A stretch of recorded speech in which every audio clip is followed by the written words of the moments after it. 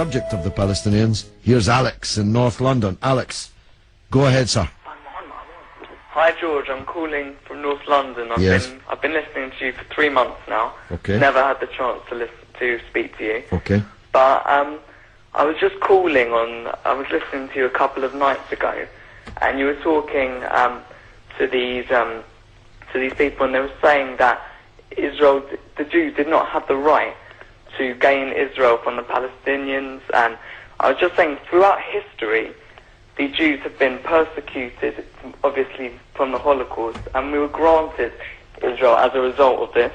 And I feel that... granted by whom? We were granted from Britain and other countries, granted us that. Well, what right did Britain have to grant you somebody else's country? Well, it's due because we lost 6 million people. No. I'm not arguing about that. I'm going to come on to that. But what right did Britain have to grant you somebody else's country? We had the right because we lost 6 million people and we did not have a home. Well, yeah, I'm going to ask you for a third time. What right did Britain have to grant you somebody else's country?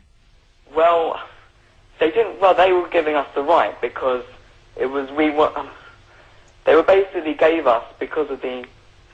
But they gave you somebody else's country. That's the point I'm making, Alex. Can you deal with it? Yeah, but the Jews have also had to. They've dealt with this throughout history. Well, Alex, I don't know if you came on with a script and you can't deviate from it. Can you please answer that point? And we'll come to the Holocaust and who was responsible for it and who should have paid and what they should have paid for it. But given that you've said Britain granted you, and you're presumably saying you because you're Jewish, somebody else's country, I'm asking you, what right did Britain have to grant you somebody else's country?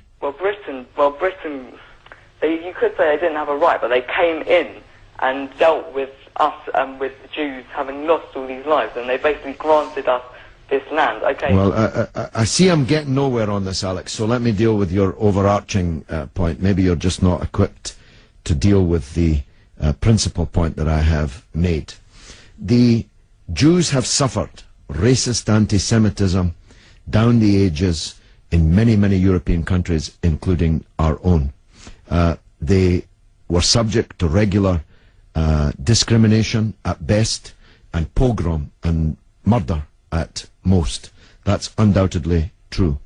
The one place in the entire world that Jews were neither discriminated against nor subject to pogrom was the Muslim world. In fact, so much was that the case that when Christianity came back to power in Spain, in Andalusia, in the western extent of the Islamic Empire, when the Muslims left, the Jews left with them because they feared the Christian anti-Semitism which would be unleashed in the wake of the departure of the Islamic civilization in the West. That's why so many Jews are to be found even today, and were to be found in profusion before the creation of the State of Israel, in countries like Morocco and along the North African coast, because under the protection of the Muslims, the Jews left Europe and went to live in North Africa.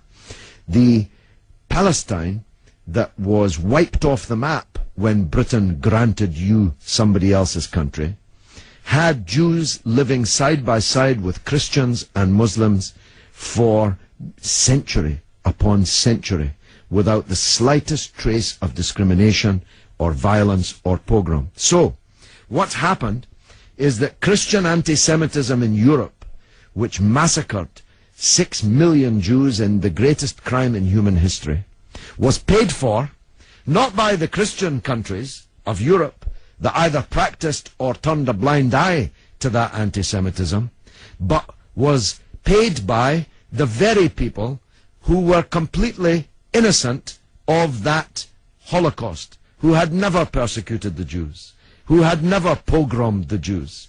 And that seems to me to add insult to the injury suffered by a people whose country was wiped off the map, who were dispersed into exile, to make way for a Zionist idea which was granted to European Jews, because these were the first settlers, granted to European Jews by Britain.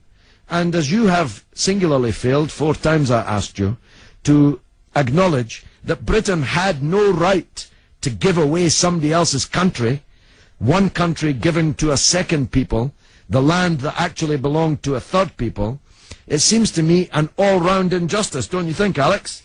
Yeah, I agree that they didn't so much have the right, but they were stepping in after the Holocaust to grant it to the Jews. But it was long before the Holocaust that Britain stepped in. Britain stepped in 1917 with the Balfour Declaration made by the British Minister Balfour on our behalf to a group of atheistic Zionist Jews. I make the point about atheism because it's now claimed that this is some biblical land right, as if God was an estate agent. The men to whom Israel was promised were atheistic Jews. They were not only not speaking for all Jews, they represented at that time in 1917 a tiny proportion of the world's Jews. Most of the world's Jews supported communist or socialist parties and ideas at that time.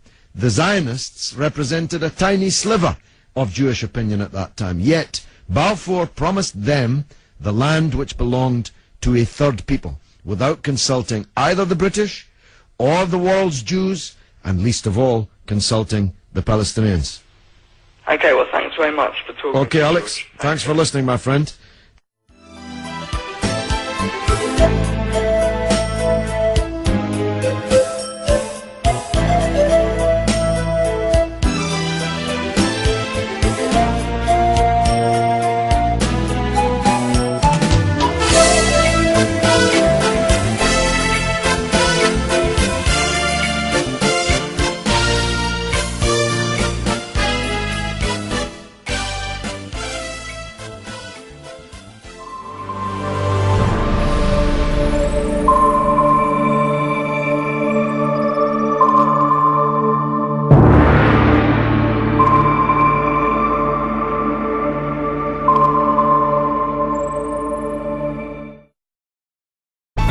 Faltan mordazas para callarnos a todos.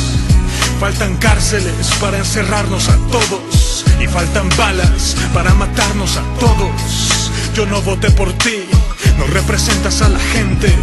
Yo no voté por ti, no serás mi presidente. Yo no voté por ti. Yo sí tengo memoria, yo sí tengo memoria.